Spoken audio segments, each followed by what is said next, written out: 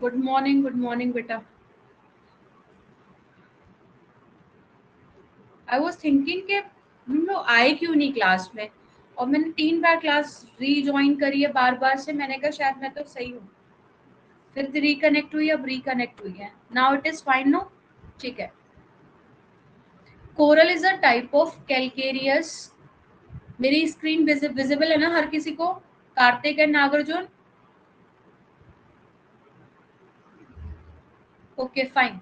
ठीक है, ओके बेटा। Coral is a type of calcareous rock. Coral कैसा टाइप का? कैलकेरियस। कैलकेरियस का मतलब होता है कैल्शियम से जो बना हो। किससे बना हो? कैल्शियम से। तो coral is a type of calcareous rock. Calcium से बना हुआ रॉक होता है विच इज मेड ऑफ स्केलेटन्स, जो कि स्केलेटन से बना होता है। स्केलेटन हम किसे क्या बोलते हैं? स्केलेटन ढांचक बोलते हैं। Which is made of skeletons of minute sea organism. Minute मतलब होता है स्मॉल सी ऑर्गेनिज्म। जो ऑर्गेनिज्म सी के अंदर रहते हैं उनको हम पॉलिप्स बोलते हैं। कोरल क्या होता है? एक तरीके का जो कैल्शियम रॉक होती है, जो कि स्केलेटन से बना होता है। किसके? सी ऑर्गेनिज्म के, जिन्हें हम क्या बोलते हैं? पॉलिप्स बोलते हैं। So coral it is a type of calcium rock and which is made up of skeletons of sea organism, small skeletons of sea organism. They are found in the sea floor. They are known as polyps. तो small organism extract calcium.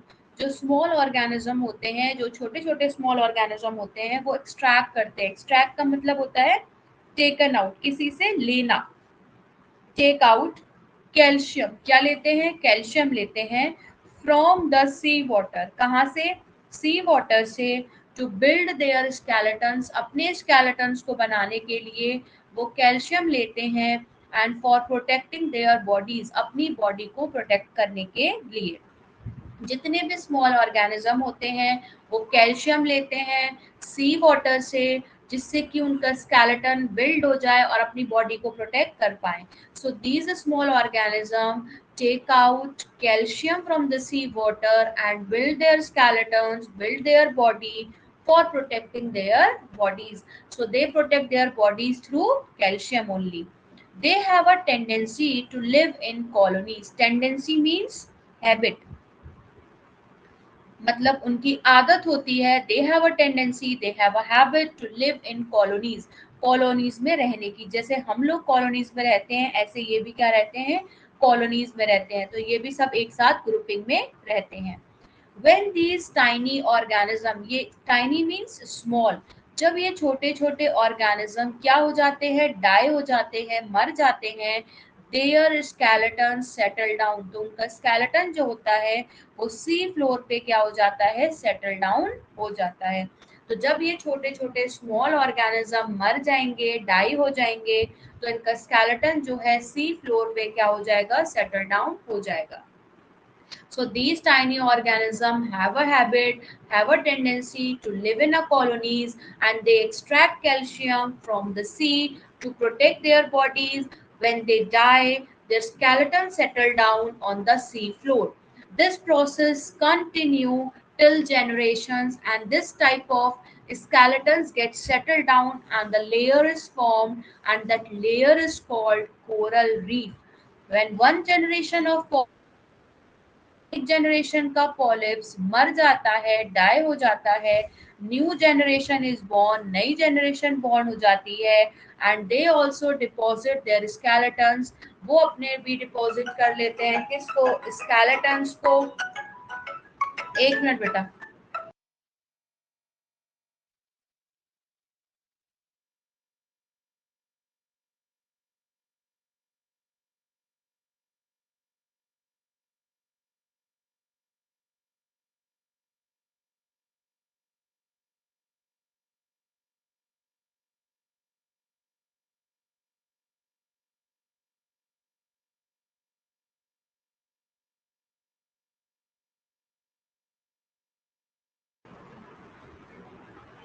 When one generation of polyps die, जब एक generation का, yes बेटा I will explain in English also, wait wait.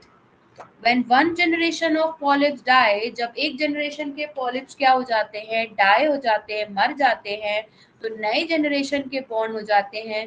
जब नए generation के born हो जाते हैं तो वो अपने स्केलेटन्स को क्या कर देते हैं, डिपॉजिट हो जाती है उनकी डेथ के बाद। In the course of time, जैसे जैसे टाइम निकलता है, a great mass of coral reef is formed, और इस तरीके से बहुत बड़ा कोरल रीफ का एक प्लेटफॉर्म बन जाता है, वो फॉर्म हो जाता है, लेयर बन जाती है।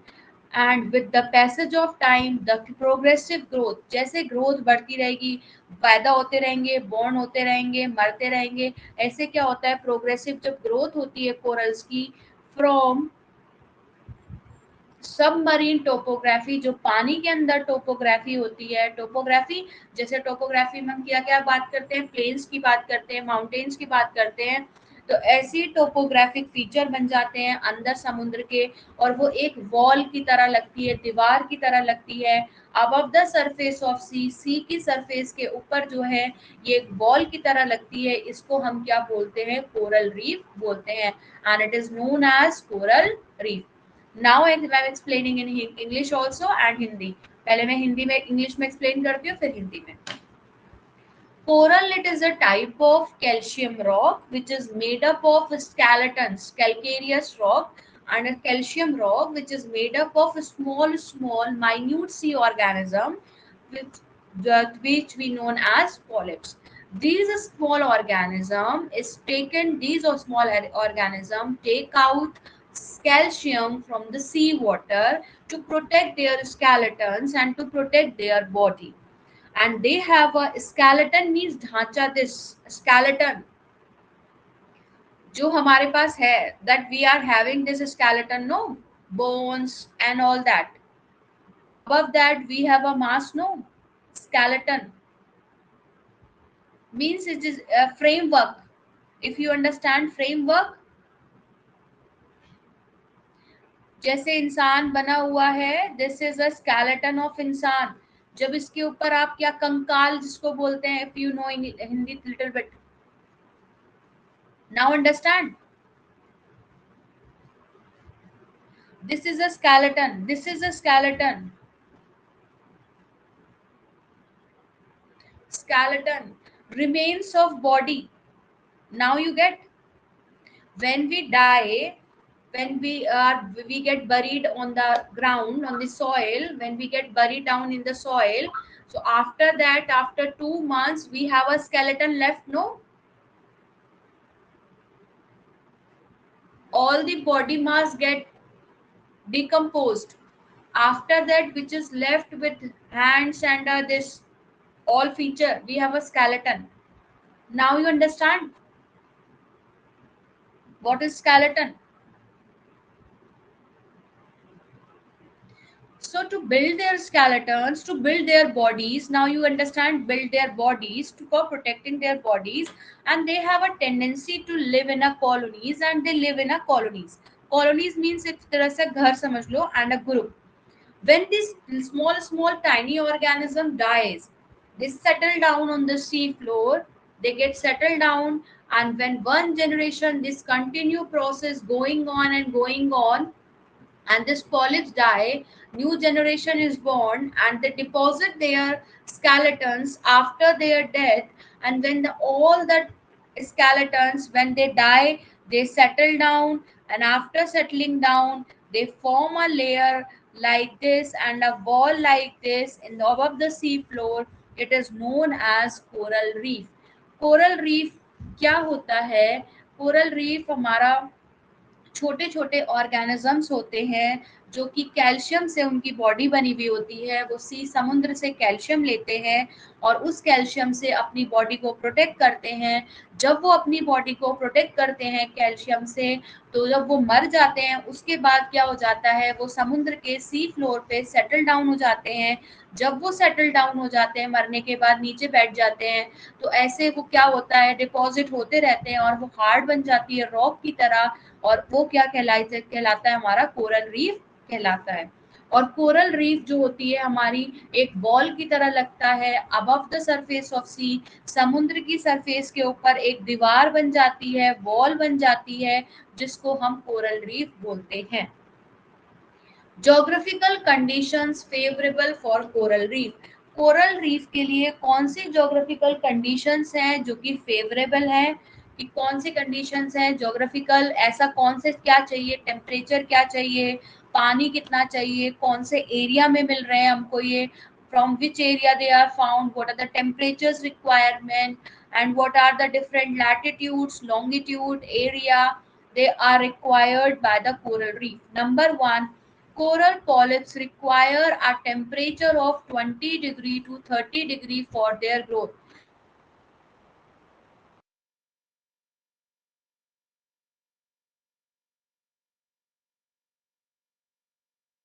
वो कितना चाहिए, 20 डिग्री से शन को बढ़ाने के लिए। They are found in tropical areas, हमेशा कोरल रीफ से 2 क्वेश्चन हमेशा रहते हैं यूपीएससी के पेपर के अंदर। So they are found, very important topic, they are found in the tropical areas. ये कहाँ पे मिलते हैं, ट्रॉपिकल एरियाज में मिलते हैं, 30 degree north and 30 degree south latitude में। तो 30 डिग्री नॉर्थ और 30 डिग्री साउथ में लैटिट्यूड में ये ट्रॉपिकल एरियाज में मिलते हैं। दे नीड सफिशिएंट सनलाइट, इनको क्या चाहिए, सफिशिएंट सनलाइट चाहिए, मतलब मिनिमम सनलाइट चाहिए, and live at the depth of important 45 से 55 मीटर, और 45 से 55 मीटर की डेप्थ में रहते हैं, गहराई में रहते हैं। तो दे नीड अ सफिशिएंट सनलाइट चाहिए और 45 से 55 मीटर की डेप्थ में रहते हैं। Polyp develop well in a clear salt water, जो बिल्कुल साफ क्लियर सॉल्ट वाटर होता है, नमकीन पानी होता है, पॉलिप्स वहाँ पे वेल डेवलप्ड होते हैं। Both fresh and highly saline water, जो फ्रेश होता है, जो हाईली सलाइन होता है, जो हाईली नमकीन पानी होता है, बहुत ज़्यादा are harmful to the growth of polyp, वहाँ पे पॉलिप ग्रोथ नहीं होते और वो टेम्परेचर इनके लिए बहुत ज़्यादा हार्मफुल होता है। They do not live in dirty water, और वो गंदे पानी में भी नहीं रहते। So they need a clear water, इसलिए इन्हें क्लियर वाटर की नीड होती है। सो कोरल पॉलिप जो है उन्हें टेम्परेचर चाहिए 20 डिग्री से 30 डिग्री का अपनी ग्रोथ के लिए, ट्रॉपिकल एरियाज में मिलते हैं 30 degree north 30 degree south, sufficient sunlight चाहिए, डेप्थ जो है 45 से 55 मीटर की गहराई पे रहते हैं, क्लियर वाटर में वेल डेवलप होते हैं। फ्रेश और सलाइन वाटर उनके लिए बहुत ज़्यादा हार्मफुल होता है उनकी ग्रोथ के लिए, और वो गंदे पानी में नहीं रहते। So now I am talking about the conditions in which the coral reefs get adjusted and where they live. Coral polyps, they need a temperature of 20 to 30 degree for their growth, for the generations, for the increase in their production. So they live in the tropical areas. Where are the tropical areas? Above the tropics, tropic equator, tropic of Cancer, tropic of Capricorn, subtropical. These are the tropical areas above and lower. They live in these tropical areas 30 degree to 30 degree south. They require a sufficient sunlight, minimum sunlight, and they live at the depth of 45 to 55 meter. They require these depth, and they well developed in a clear salt water. They are developed in a clear salt water. They are harmful. Fresh and highly saline water, highly salty water is very much harmful for the growth of polyps, as polyps do not grow in fresh and highly saline water, and they also do not grow in the dirty water. They are found in the clear water. Now an adequate supply, adequate means sufficient, इनको क्या चाहिए, sufficient, and sufficient supply of oxygen, sufficient supply क्या चाहिए, oxygen की चाहिए। Microscopic marine food, microscopic जो microscope से दे सकते हैं, वेरी वेरी स्मॉल, जो बहुत ज़्यादा छोटे होते हैं, वेरी वेरी स्मॉल, 10 की पावर -9 नैनोमीटर तक होते हैं, माइक्रोस्कोपिक मरीन फूड, और इन्हें वैसा मरीन फूड चाहिए, मरीन फूड मतलब पानी में जो मिलने वाला खाना है वो खाना खाते हैं, नोन एज, जिनको हम क्या कहते हैं, प्लैंक्टन्स। क्या बोलते हैं, planktons. Is essential for their existence, इनके एग्जिस्टेंस के लिए, इनके रहने के लिए, इनके सर्वाइवल के लिए। Existence means survival and growth के लिए ये वाला टेम्परेचर रिक्वायर्ड होता है।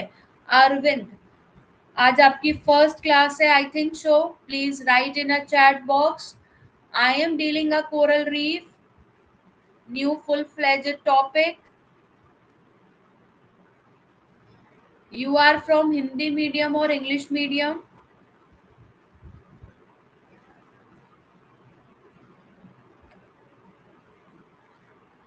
Are you writing or not?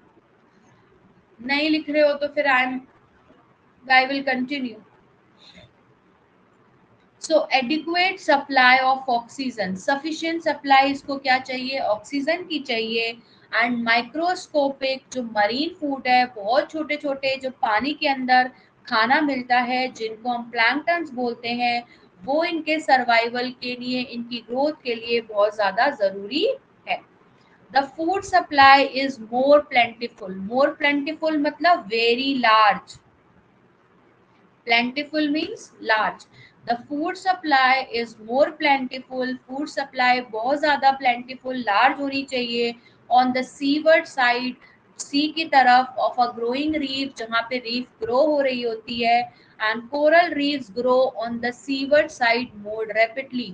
बहुत तेजी से, रैपिडली मीन्स तेजी से, तो तेजी से सीवर्ड साइड में जो कोरल रीफ्स है बहुत तेजी से ग्रो करती है सीवर्ड साइड में, और इसे खाना जो सप्लाई है वो बहुत ज्यादा चाहिए। अभी हमने 2 पॉइंट क्या डिस्कस करे कि इसको ऑक्सीजन की रिक्वायरमेंट होती है, छोटा छोटा खाना है होता है, मरीन फूड होता है जो इसको रिक्वायर होता है, जिसको हम क्या बोलते हैं, प्लैंक्टन्स। वो इसकी ग्रोथ के लिए, इसके सर्वाइवल के लिए बहुत ज़्यादा इम्पॉर्टेंट है। और जो फूड की सप्लाई है वो बहुत ज़्यादा लार्ज होनी चाहिए। कहाँ पे होनी चाहिए, सीवर्ड साइड में, सी की तरफ जहाँ पे रीफ ग्रो कर रही होती है, क्योंकि सीवर्ड साइड पे ये बहुत तेजी से ग्रो करते हैं। Now I am repeating in English, these coral reefs require a highly supply of oxygen so that they can get oxygen and they can grow, and small microscopic, small very small marine food is required for their growth, for the existence and for the survival, from which they get survive. They need a khana, they need a food, very much large quantity. On which side? Seaward side. So they need a food on the seaward side as a reef is growing more rapidly on the seaward side. So they need a food on the seaward side. तो seaward side पे इनको खाना ज़्यादा चाहिए होता है, क्योंकि seaward side में ये बहुत तेजी से क्या करती हैं, ग्रो करती हैं। कौन ग्रो करती है, कोरल रीफ। इन्हें ऑक्सीजन की भी ज़रूरत होती है, और छोटे छोटे जो है माइन्यूट जो ऑर्गेनिजम्स होते हैं उनको खाती हैं, मरीन फूड को खाती हैं, जिनको हम क्या कहते हैं, प्लैंक्टन्स बोलते हैं। क्या बोलते हैं, प्लैंक्टन्स। अब कोरल रीफ के टाइप्स क्या होते हैं, मैं एक बार जो मैंने अभी समझाया एक बार मैं रिव्यू कर देती हूँ दोबारा से पहले पॉइंट से, फिर मैं उसके टाइप समझा दूंगी। हम पढ़ रहे हैं coral reef. Sonu, it's your first class.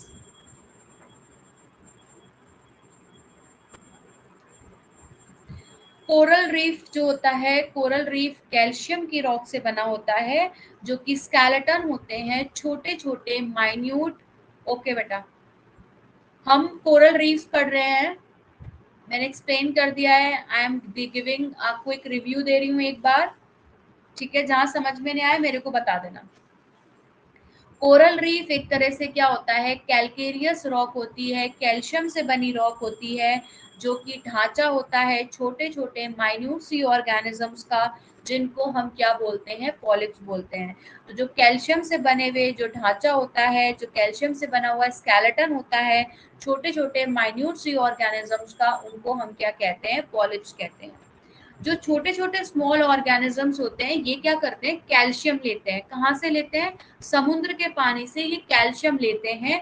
और कैल्शियम क्यों लेते हैं, कि जिससे कि जो इनकी बॉडी है, जो इनका स्केलेटन है, वो बहुत ज्यादा क्या हो जाए, हार्ड हो जाए, और ये अपनी बॉडी को प्रोटेक्ट कर पाए। इनकी आदत होती है, इनकी टेंडेंसी होती है कि ये कॉलोनीज में रहते हैं, मतलब ग्रुप में रहते हैं। जब ये मर जाते हैं, जो छोटे छोटे ऑर्गेनिज्म जब ये मर जाते हैं, तो इनका जो स्केलेटन होता है वो क्या हो जाता है, नीचे की तरफ बैठने लगता है, सेटल डाउन होने लगता है। ऑब्वियसली बात है, जब मर जाएंगे तो वो नीचे की तरफ बैठ जाएंगे। कहाँ पे, सी फ्लोर पे। ऐसे ही क्या होगा, जनरेशन बढ़ती रहेगी बढ़ती रहेगी, मरते रहेंगे। और जब ये मरते रहेंगे, बॉर्न होते रहेंगे, तो ऐसे जब मरते रहते हैं, कैल्शियम से बने हुए हैं, तो ये क्या हो जाता है, ऐसे नीचे बैठना शुरू हो जाता है समुद्र में, सी फ्लोर पे। और बैठते बैठते ऐसे कलेक्ट होते होते एक दीवार टाइप बन जाती है, किसकी, कैल्शियम की।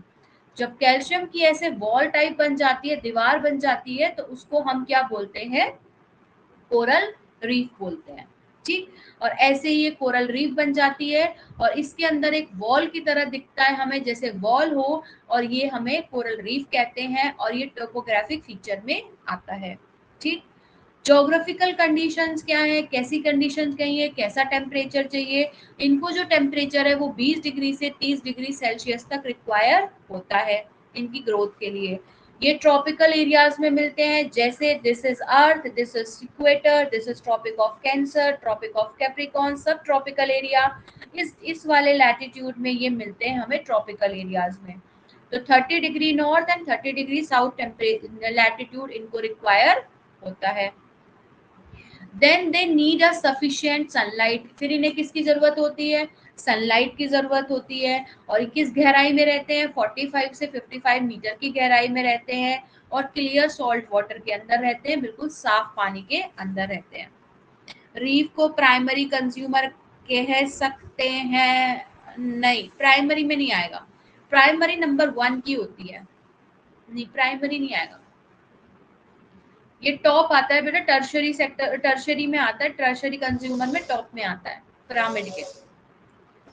पॉलिप्स जो है डेवलप्ड होते हैं क्लियर सॉल्ट वाटर में, साफ पानी में, एंड बोथ फ्रेश और हाईली सलाइन वाटर। सलाइन मतलब होता है जो नमकीन पानी होता है, वो इनकी ग्रोथ के लिए बहुत ज्यादा हार्मफुल होता है, ये ग्रो नहीं कर पाते। और ये गंदे पानी में नहीं रहते, दे do not live in a dirty water, गंदे पानी में ये नहीं रहते। इन्हें ऑक्सीजन की सप्लाई की जरूरत होती है, क्योंकि मरीन फूड है, बहुत छोटा छोटा, very very minute. Marine food जो होता है, जो पानी के अंदर इनका खाना होता है, वो होते हैं प्लैंक्टन्स, जो कि इनकी सर्वाइवल और उनके ग्रोथ के लिए रिस्पॉन्सिबल होते हैं। क्योंकि ये किसको खाते हैं, प्लैंक्टन्स को खाते हैं, जो कि माइक्रोस्कोपिक बहुत छोटे होते हैं। जो फूड की सप्लाई है, इन्हें बहुत ज्यादा चाहिए। कहाँ पे चाहिए, सीवर्ड साइड में, अंदर नहीं, सी के साइड में। तो इन्हें सीवर्ड साइड पे क्या होता है, इन्हें खाना ज्यादा चाहिए सीवर्ड साइड पे, मतलब इन्हें प्लैंक्टन्स ज्यादा चाहिए। जब ज्यादा प्लैंक्टन्स होंगे तो ये ज्यादा ग्रोथ करेंगे, और सीवर्ड साइड में ये बहुत तेजी से बढ़ना स्टार्ट कर देते हैं। ये हमने अभी तक पढ़ा। अब हम पढ़ेंगे टाइप्स ऑफ कोरल रीफ्स। यहाँ तक किसी को कोई प्रॉब्लम है तो please ask me, I will repeat once मोर।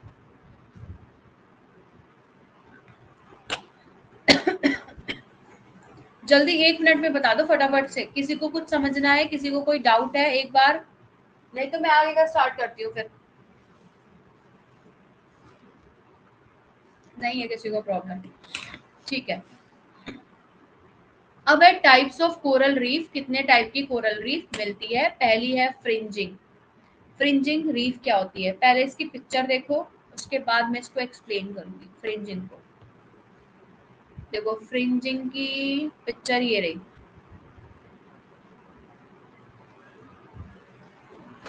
देखो ये हमारा शैलो वार्म, शैलो है, वार्म क्लियर वाटर है, बिल्कुल साफ है। ये देखो इसके आसपास ये तो लगून है, जो हमने पढ़ा था, पार्शियल इनक्लोज होते हैं लगून्स। ठीक, ये लगून वाला एरिया है। और यहाँ पे क्या हो रही है, ये फ्रिंजिंग रीफ बन रही है। फ्रिंजिंग मतलब है कि पैरेलली नैरो और पैरेलली शैलो बन रही है, तो ये फ्रिंजिंग रीफ है। अब इसमें इसके फीचर्स क्या होते हैं, कोरल रीफ्स इंडियन ओशन में भी होते हैं, यस बेटा। लक्षद्वीप आइलैंड जो है आपका, वो कोरल रीफ पे ही बना हुआ है, यस। तो ये देखो फ्रिंजिंग रीफ है, फ्रिंज की फॉर्म में बन रही है। अब हम पढ़ेंगे फ्रिंजिंग रीफ में कैसे बनी है, क्या होता है फ्रिंजिंग रीफ की कैरेक्टरिस्टिक्स क्या होती है। It is like of coral platform, एक तरह से ये कोरल का क्या होता है, प्लेटफॉर्म होता है।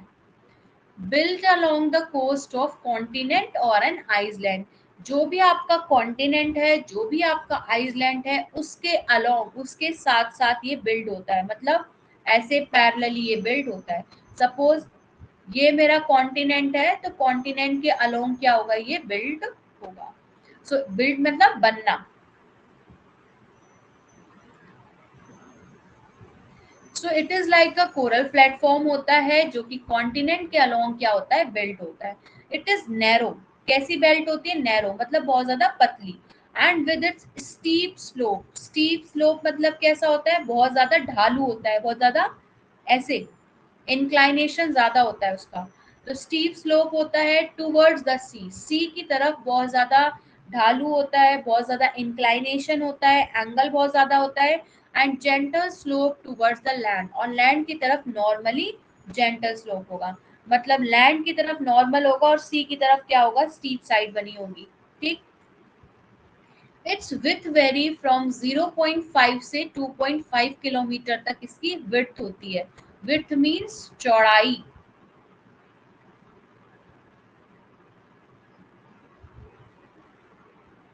इसकी विड्थ कितनी होती है, 0.5 से 2.5 किलोमीटर तक इसकी विड्थ होती है। फिर फिर दूसरा फीचर क्या होता है, located above the level of low water, मतलब यहाँ पे लो वाटर है, उसके ऊपर ये लोकेटेड होगी।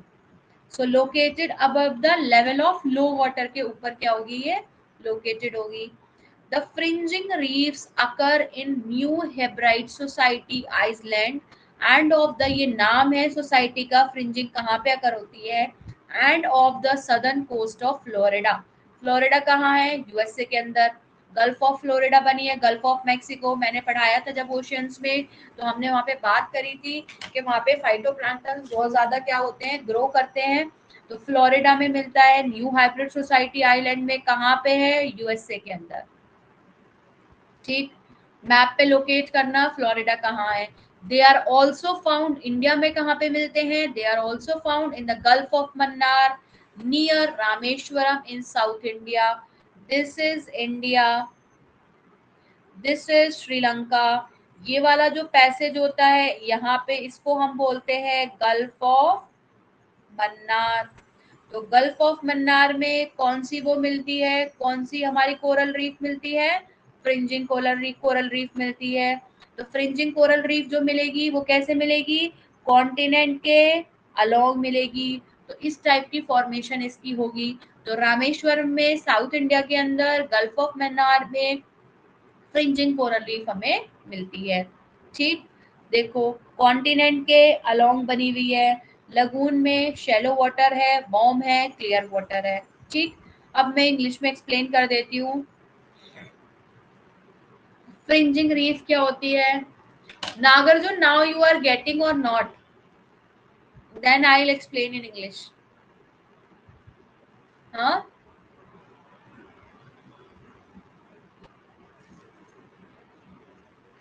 आज तो कुछ बोल भी नहीं रहा। It is a, like a, this coral reef, this fringing is like a platform. It is like a raised area which is built along the coast of continents or along the island. Means it is formed along the island or the continent, and it is a narrow belt and which have a steep inclination is very high. So this is inclination. So this inclination is very high towards the sea. Towards sea, this inclination is high, and toward land, it is gentle slope.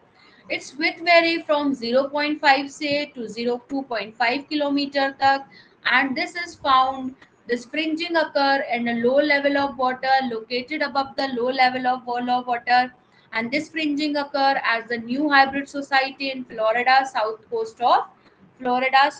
coast of Florida, and in India they are found in the Gulf of Mannar near Rameshwaram, and where it is Gulf of Mannar, where this Tamil Nadu and last point of Tamil Nadu, and this is Sri Lanka.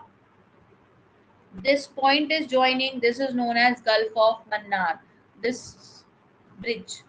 ठीक, and they are found along the continent, so they are found here and they are known as fringing reef. Now second comes barrier reef. Barrier नाम से पता चल रहा है, barrier का मतलब क्या होता है, जो ऑब्स्टिकल क्रिएट करता है, जो ऑब्स्टिकल होता है। तो बैरियर कैसे है, the distance, first see the exam figure, then I will explain. क्योंकि फिगर देखने से क्या होता है, हम इमेजिन कर पाते हैं चीजों को। See this is barrier reef, this shallow warm clear water, clear water तो हर किसी को चाहिए, सलाइन नमकीन पानी नहीं चाहिए, डर्टी वाटर भी नहीं होगा, साफ पानी चाहिए, क्लियर वाटर चाहिए, फ्रेश भी नहीं चाहिए, क्लियर वाटर चाहिए और सॉल्टी चाहिए। ठीक, little bit salty, not saline, saline का मतलब होता है बहुत ज्यादा नमकीन। सो this is a barrier, this is a continent and this is a barrier. अब नाउ सी कि जो बैरियर रीफ होती है हमारी वो क्या होती है, क्या क्या कैरेक्टरिस्टिक्स है। The distance between barrier reef and the coast, जो कोस्ट है, कोस्ट हमारा जो क्या होता है, तट होता है। तट मतलब जैसे हमारा ये समुद्र है, ठीक, तो समुद्र का जो ये वाला किनारा जो लैंड से जुड़ रहा होगा इसे क्या बोलेंगे हम, coast. The distance between barrier reef और कोस्ट के बीच की जो डिस्टेंस है वो वेरी करती है 30 metre to 5 to 6 kilometre, 30 metre से 5 से 6 किलोमीटर तक इसकी डिस्टेंस होती है, मतलब इसकी डिस्टेंस बहुत ज्यादा होती है। It runs almost parallel to the coast, और ये कोस्ट के जो तट होता है उसके कैसे रन करती है, parallel. And develops on a coastal platform, और एक प्लेटफॉर्म टाइप बना लेती है। प्लेटफॉर्म मींस एक सॉर्ट ऑफ एरिया, सपोज कर लो कि एक तरह से प्लेटफॉर्म बनाती है, कोस्टल क्या बना लेती है, एरिया बना लेती है। Its base is at a depth of about 180 metre, जो इसकी बेस होती है, जो उसकी गहराई होती है वो कितनी होती है, 180 मीटर तक इसकी गहराई होती है। So it's base is at a depth of, जो इसकी बेस होती है is at a depth of, कितनी गहराई में होती है, 180 मीटर तक की गहराई में होती है। It has a steep slope, now again steep, steep का मतलब होता है जैसे उसका जो एंगल होता है, जैसे कोई भी चीज है प्रोजेक्ट हो रखी है तो इस स्लोप को, जो ये वाला पॉइंट है, इसे स्टीप स्लोप बोलेंगे। स्टीप स्लोप क्यों बोला, क्योंकि इसका एंगल देखो क्या हो गया, ज्यादा हो गया, कम हो गया। जैसे जैसे एंगल कम होगा इसका ढलान बढ़ता जाएगा।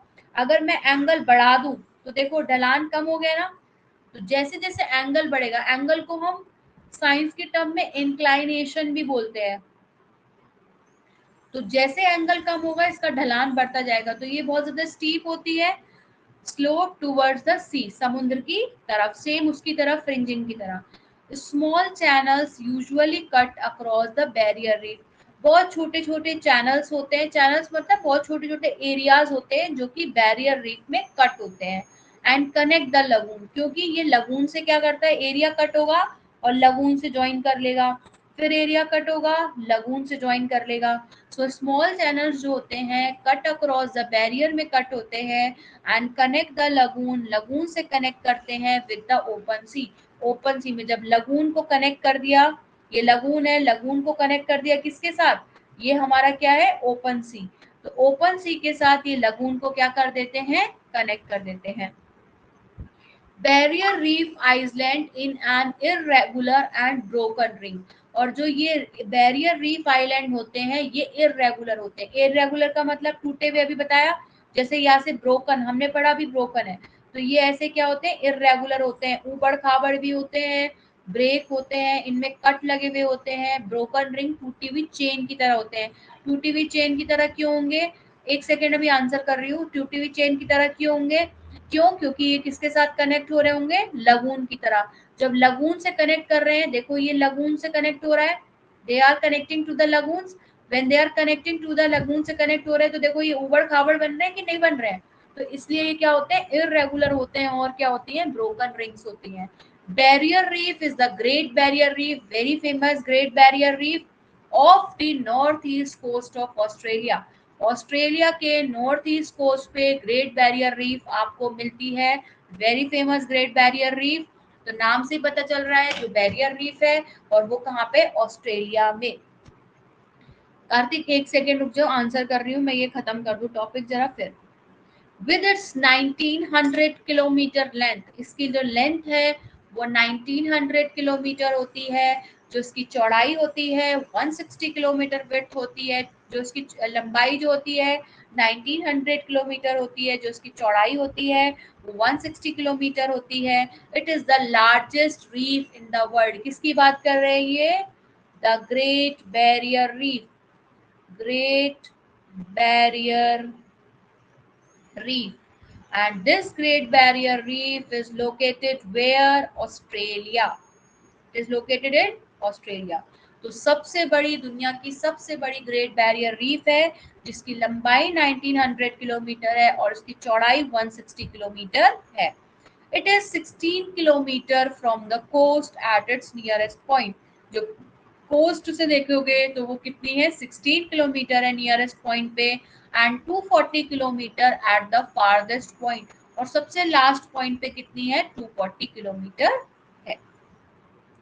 Himalaya is more steep from the side of the India than the China, yes of course, क्योंकि कैलाश मानसरोवर जो है बहुत ज्यादा स्टीप है, और वो हमारा जो लाई करता है वो चाइना वाली साइड पे लाई करता है। हाफ पार्ट हमारे में लाई करता है, हाफ उसमें लाई करता है। आपको अगर पता होगा कि वहां पे कोल्ड डेजर्ट भी है।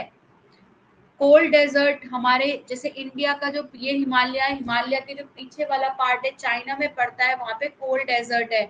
आपको अगर पता होगा ज्योग्राफी के बारे में, वैसे हम डील करेंगे अपनी आगे की क्लासेस में फिजियोग्राफी में, जब इंडिया के रिलेशन में बात करेंगे। अगर हिमालयाज ना होते तो हमारी जो लैंड है, जो हमारा नॉर्थ इंडिया है, वो सूखा होता और बहुत ज्यादा ठंडा होता, क्योंकि जो हवाएं होती हैं वो डायरेक्ट आती। अब क्या होता है, हिमालय की वजह से जो कोल्ड डेजर्ट होते हैं, जो हवाएं होती हैं कोल्ड, वो टकरा के क्या करती हैं, उधर की उधर रह जाती हैं, अंदर जो है कम आ पाती हैं। इसलिए नॉर्थ इंडिया में क्या पड़ता है, विंटर्स पड़ती हैं, और विंटर्स में जो टेम्परेचर है वो लो पहुंच जाता है। साउथ इंडिया में इसलिए नहीं पड़ती हैं क्योंकि वहाँ पे इरेगुलर माउंटेन्स हैं, वेस्टर्न घाट्स हैं, ईस्टर्न घाट्स हैं, सी वाला एरिया है, और वहाँ के आसपास कोई भी कोल्ड डेजर्ट भी नहीं है। ठीक है, अच्छा हमने अभी बात करी किसकी, बैरियर रीफ की। जो बैरियर रीफ की डिस्टेंस, पहले मैं हिंदी में रिपीट कर रही हूँ फिर मैं इंग्लिश में कर रही हूँ। बैरियर रीफ की जो डिस्टेंस होती है वो 30 मीटर से 5 से 6 किलोमीटर तक होती है। ये कोस्ट के क्या होते हैं, पैरेलल डेवलप होते हैं और एक तरह से एरिया डेवलप कर लेते हैं। जो इनकी डेप्थ होती है, जो गहराई होती है 180 मीटर होती है। जो स्लोप होता है बहुत ज्यादा स्टीप होता है। Yes, due to Himalayas only most rainy areas in Meghalaya, yes, Cherrapunji, Mysore. It has a steep slope है टुवर्ड्स द सी। जो स्मॉल चैनल्स हैं, छोटे छोटे चैनल्स कट हो रहे हैं जो कि लगून से कनेक्ट करते हैं। जब लगून से कनेक्ट करेंगे ओपन सी के साथ तो स्मॉल चैनल्स बनाएगा। जो बैरियर रीफ होती है वो इरेगुलर होती है, टूटी फूटी होती है। इसका बेस्ट एग्जांपल है ग्रेट बैरियर रीफ, जो यहाँ कहाँ है, हमारी ऑस्ट्रेलिया के अंदर है। 1900 किलोमीटर की लेंथ होती है, 160 किलोमीटर की विड्थ होती है, और सबसे बड़ी रीफ है बर्ड में। 16 किलोमीटर फ्रॉम द कोस्ट होती है नियरेस्ट पॉइंट पे, और सबसे लास्ट पॉइंट जो होता है वो इसका 240 किलोमीटर होता है। नाउ आई एम रिपीटिंग इन अंग्रेजी English. So this is the barrier reef we are talking about, and this barrier reef is varies from 30 kilometers say 5 to 6 kilometer off the coast, and they almost run parallel. This is the platform and they run, this is the area they run almost parallel to the coast and develop a area like a coastal platform, and its depth is about, its depth means it's this gehrai, and this depth is about how much, its depth is about 180 meter. It is very steep, I told you it is very steep because the angle between them is very less, so they are very steep towards the sea. Small channels, usually this area is like a cutted form. This channel, this is a gap, and this is a gap, and this is a gap is formed in between this reef. Why these gap is formed? These gaps are formed because they connect to the lagoon. They connect. When they connect to the lagoon, this gap is got filled, and this lagoon is connected to the open sea. When this lagoon is connected to the open sea, they are forming a irregular pattern, and they are forming a irregular pattern, and this is a broken ring-like structure. This type of barrier reef is known as the barrier reef, and this barrier reef is found where? The Great Barrier Reef of Australia. We have talked about right now, and this Australia, it is 1900 kilometer, and this height is, sorry, its width is how much? Its width is 160 kilometer, and the farthest point is 240 kilometer, and the nearest point where it is found, it is 16 kilometer. Take next is last, atoll. What is atoll? UPSC favorite topic, this favorite topic, every time question comes and they connect this topic to the current affair, and when they connect to the current affair, this question modifies itself. So you have to understand what you have to understand. You have to keep it mind the basic. What is the basic of this concept, this coral reef, their temperature, their each and everything, what are their find, and what are the formation, how they are forming, where they are forming, what are the pattern along which they are forming. And when the current affair comes, if some current affair come regarding coral reef, then we'll connect with this coral reef. I will be connecting you in the class of current affair. So जितना भी आप पढ़ रहे हो, coral reef favourite part है UPSC का। Every time हर बार question आता है। जब आप कोरल रीफ को पढ़ रहे हो, उसका बेसिक्स बिल्कुल माइंड में क्लियर होना चाहिए। इतना टेम्परेचर है, इतना टेम्परेचर चाहिए, इतना ये चाहिए, इतना वो चाहिए। आई विल गिव यू, मैंने अभी अटोल समझाया नहीं है। अटोल मैं आई विल एक्सप्लेन, पहले अटोल की पिक्चर दिखा रही हूँ, देन उसके बाद एक्सप्लेन करूंगी। अटोल तो मैंने समझाया ही नहीं अभी। तो आपको क्या करना है, इसके बेसिक्स जब आप करंट अफेयर की क्लास में पढ़ोगे, तो अगर कोई भी रियल लाइफ क्वेश्चन आएगा, आई विल बी कनेक्टिंग, मैं उसको कनेक्ट करूंगी कि कोरल रीफ से बेटा हमने ये पढ़ा था, अब देखो यहाँ आया है। क्योंकि यूपीएससी ने अपना पैटर्न 4 to 5 ईयर से चेंज कर दिया है। जो आप थ्योरी पढ़ते हो, वो थ्योरी से क्वेश्चन नहीं पूछता। उस थ्योरी को आप रियल लाइफ में, जो नॉर्मल एग्जाम्पल है, सपोज अभी कुछ कोरल रीफ में कुछ हुआ, तो वो उस पार्ट से कनेक्ट करके आपसे क्वेश्चन वही पूछेगा। तो आपको करंट अफेयर को और अपने थ्योरेटिकल पार्ट को दोनों को कनेक्ट करना है। पॉलिटी में भी ऐसे करना है, सारे सब्जेक्ट्स में ऐसे करना है कि हमें रियल पार्ट से कनेक्ट करना है। कोई टेक्नोलॉजी आई उसको कनेक्ट करना है, कुछ भी आया उसको कनेक्ट करना है, क्योंकि connection is the main crux of UPSC right now from 5 years. They have changed their pattern, everything they are asking regarding connection, how you are connecting this topic to that point. ठीक है, तो आपको हमेशा connect करना है। So try to connect it. जहां connect नहीं होगा, आई विल बी एक्सप्लेनिंग। मैं डेली करंट अफेयर की जो क्लासेस होंगी, उसमें, उस करंट अफेयर की क्लास में आई विल बी द पर्सन, मैं होंगी कि आपको कनेक्ट कराऊंगी कि ये बेटा पॉलिटी में आपने ये पढ़ा होगा, वहां पे कनेक्ट करो। इकोनॉमिक्स में आपने ये पढ़ा होगा, connected.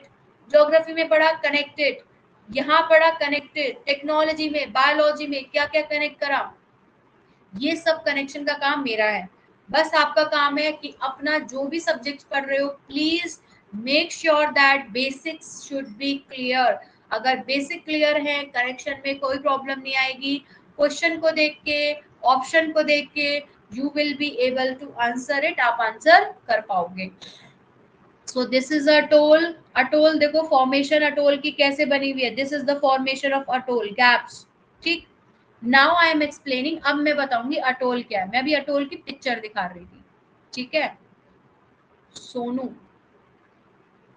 Atoll, atoll is a ring like reef. Ring मतलब एक तरह से छल्ला, गोल सर्कल की तरह बनती है।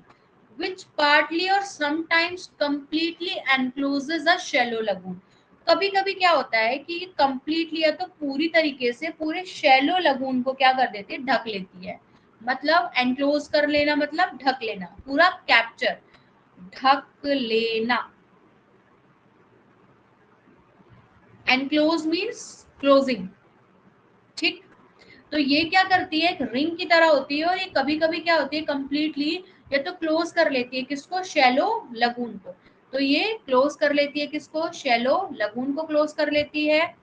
And then the lagoon has a level floor. इसका जो फ्लोर होता है वो लेवल होता है, बट इसकी जो बाहर वाली एज होती है, जो आउटर एज होती है, एज मीन्स जो इसकी साइड होती है वो कैसी होती है, स्टीप होती है. अब स्टीप का मतलब सबको समझ में आता होगा, अटोल स्लोप स्टीप होती है. ठीक. मैं यहाँ पे ढलान स्लोप कुछ यूज नहीं कर रही हूँ. Steep means you know inclination is very high, क्योंकि पेपर में स्टीप ही वर्ड आएगा. ज्योग्राफी में वर्ड टेक्निकली आते हैं, ऐसा वर्ड नहीं आएगा कि जो तुम्हारे समझने के लिए आसान हो. ठीक है. So the lagoon level floor होता है, जो आउटर साइड होती है अटोल की वो स्टीप होती है, जो इसकी गहराई होती है, डेप्थ होती है, वो 80 से 150 मीटर होती है इसकी जो गहराई होती है. हैविंग एन आइसलैंड होता है और सबमर्ज्ड प्लेट्यू होता है. कल हमने पढ़ा था जो बिल्कुल पानी के अंदर सबमर्ज मीन्स पूरा डूबा हुआ होता है, ऐसा प्लेट्यू होता है. प्लेट्यू क्या होती है, एक टेबल लैंड स्ट्रक्चर होती है. टेबल लैंड मतलब जैसे ये टेबल होती है और ये स्लोप होता है. ठीक है. तो ये टेबल लाइन जो फॉर्मेशन होगी इसको हम क्या बोलते हैं, प्लेट्यू. क्या बोलते हैं, plateau. So large number of channels plateau होते हैं, हैविंग आइसलैंड और submerge plateau. Large number of channels, बहुत सारे चैनल्स होते हैं जो कट कर रहे होते हैं अटोल रीफ को, जॉइनिंग द लगून, लगून को ज्वाइन करते हैं. किसके साथ ज्वाइन करते हैं, ओपन सी के साथ. तो ये ओपन सी के साथ लगून को क्या करते हैं, ज्वाइन करते हैं. मैक्सिमम नंबर ऑफ अटोल्स कहाँ पे मिलते हैं, रियल लाइफ एग्जाम्पल आ गया यहाँ पे, अटोल का Sonu. Maximum number of atolls, सबसे ज्यादा अटोल्स मिलते हैं वो कौन से ओशियन में मिलते हैं, पैसिफिक ओशियन में मिलते हैं. फिजी अटोल नाम है, Fiji atoll, Funafuti atoll in the Ellice Island. जाके एटलस में मार्क करना एलिस आइलैंड कहाँ है, फिजी कहाँ पे है, फुनाफुती जगह कहाँ पे है. तो यहाँ पे नोन एज, यहाँ पे इनके फिजी अटोल बोलते हैं और फुनाफुती अटोल बोलते हैं, जो कि कहाँ पे है, एलिस आइलैंड के अंदर है. Large number of atolls India में कहाँ मिलते हैं, Lakshadweep island. As I have told you, Lakshadweep में सबसे ज्यादा अटोल होते हैं इंडियन ओशन के अंदर. अब देखो अटोल की पिक्चर, एक बार हिंदी में एक्सप्लेन करती हूँ देन इंग्लिश में एक्सप्लेन करती हूँ. देखो इसने लगून को क्या किया, पार्शियली एनक्लोज कर लिया, जगह खुली हुई है, पार्शियली एनक्लोज करा है और रिंग की तरह फॉर्मेशन बना रही है. ठीक. देखो क्लोज किया, रिंग की तरह फॉर्मेशन बना रही है. शैलो वार्म क्लियर वाटर है, सेम कंडीशन लिखी हुई है हर जगह. अब अटोल क्या होता है एक बार एक्सप्लेन कर देती हूँ. 10:30 पे you people are having your class, क्योंकि आज हमारी क्लास में वो गया था ग्लिच. अटोल क्या होता है, रिंग की तरह होता है जो कि पार्टली और समटाइम कंप्लीटली एनक्लोज होता है. एक तरह से हमारा क्या होता है, शैलो लगून होता है. ठीक. फिर हमने पढ़ा था इसके बारे में, अटोल के बारे में क्या पढ़ा, कि जो लगून है वो लेवल्स फ्लोर होते हैं, जो बाहर की एज होती हैं वो बहुत ज्यादा स्टीप होती हैं, जो इसकी गहराई है वो 80 से 150 मीटर होती है, और पानी जो आइलैंड होता है वो डूबा हुआ होता है, जो प्लेट्यू होता है वो सबमर्ज होता है, मतलब डूबा हुआ होता है. जो बहुत सारे चैनल्स हैं यहाँ पे कट कर रहे होते हैं, जो कि लगून को ज्वाइन करता है. जो आपने देखा डैश डैश जो चैनल लगे हुए थे, ये डैश डैश लगे हुए, ये चैनल जो है लगून से ज्वाइन कर रहे हैं किसके साथ, ओपन सी के साथ. जो सबसे ज्यादा अटोल है वो पैसिफिक ओशन में मिलता है, Fiji atoll, Funafuti atoll, Ellice Island में, उसको हम अटोल्स बोलते हैं. लार्ज नंबर ऑफ अटोल्स जो होते हैं वो लक्षद्वीप आइलैंड के अंदर हमें मिलते हैं. Now I M explaining in English. Atoll, what is atoll? It is a ring-like structure. It is completely or a partially closed. And when they are partially or completely closed, they are talking about that they are connecting with the lagoon. So they are partially closed, so they are connecting with the lagoon. So they are forming a ring like structure, and it is a ring form. Why they are ring form? Because they are connecting with the lagoon, and lagoon is another way connecting with the open sea. This lagoon has a level floor. This is a floor and this is a level floor. But the outer edges, the edges of the side, edges means side. Sides of this lagoon is very steepy, means the angle of inclination is very low.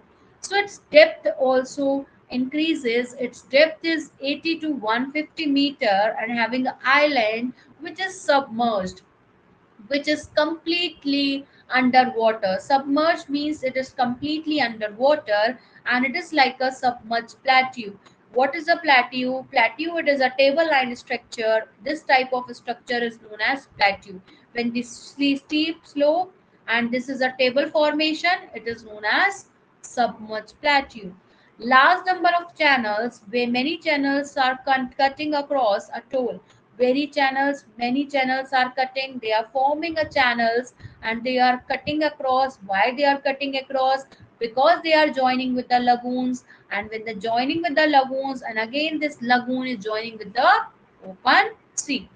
Maximum number, many of the number of जो atolls है are found in many in the Pacific Ocean. So in the Pacific Ocean, so much atolls are found over there. Fiji Atoll, Funafati Atoll, and which is found in the Ellis Island. So you have to locate it in the atlas. Where is Fiji? Where is Funafati? And where is Ellis Island? Located on an atlas and mark it there. It is a Fiji Atoll and it's a Funafati Atoll. So large number of atolls in India we are talking about. Large number of atolls are found on the Lakshadweep island of the Indian Ocean. So we have talked about today about the coral reefs. What is coral reefs? How they are found, what are the characteristics of coral reefs, what are their locations, where they are found, how much temperature they require, and there are three types of atolls. We have talked, sorry, three types of coral reef. We have talked about number one, we have talked about barrier reef, and we have talked about atoll, and we have talked about first we have talked about what first number we have talked about. I also forget. First is we have talked about this fringing reef. We have talked about barrier reef. We have talked about fringing reef. We have talked about atoll. Fringing reef, they are forming like a fringing and they are found along the coast. And we have talked about barrier reef. Barrier reef is found parallel to the continent, parallel to the area. And atoll is found like a ring, and it is open and it is connecting with the sea. And open sea lagoons is also connecting, and they are mostly found in the Lakshadweep Island. Maximum number they are found at Funafati and Fiji Atoll. And this fringing reef, we have talked about this fringing raised platform is forming, and this coral reef is very much growing on the seaward side. So seaward side they require more food. What are their food? Their food is the planktons they are eating, which are macroscopic element. So we have talked about all this. किसी को कोई doubt है? If anyone having any doubt, please ask me, because in 4 minutes you are going to start with your next class. किसी को कोई doubt है? Please ask. Today I am not able to do the MCQs. Nagarjuna, आपको समझ में आ गया आज? English ठीक थी? ओके.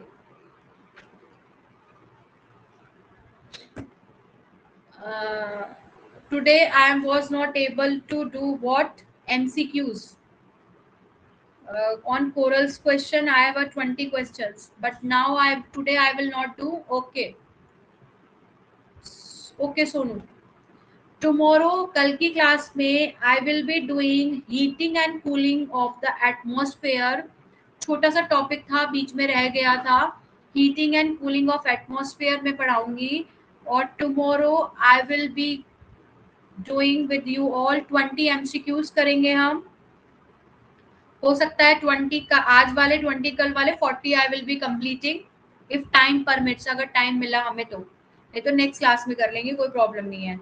तो कल heating and cooling of the atmosphere पढ़ेंगे, जो कि बीच का टॉपिक था, थोड़ा सा रह गया था। ठीक है, ये वाला टॉपिक हमारा कंप्लीट हो गया है। This genesis of sewage, erosional work, depositional work and coast and coastline we have completed. Coral reef we have completed today. Okay, tomorrow I will be dealing with heating and cooling of the atmosphere. Fine. So goodbye, your class is going to start. God bless you all. Welcome बच्चा, God bless you.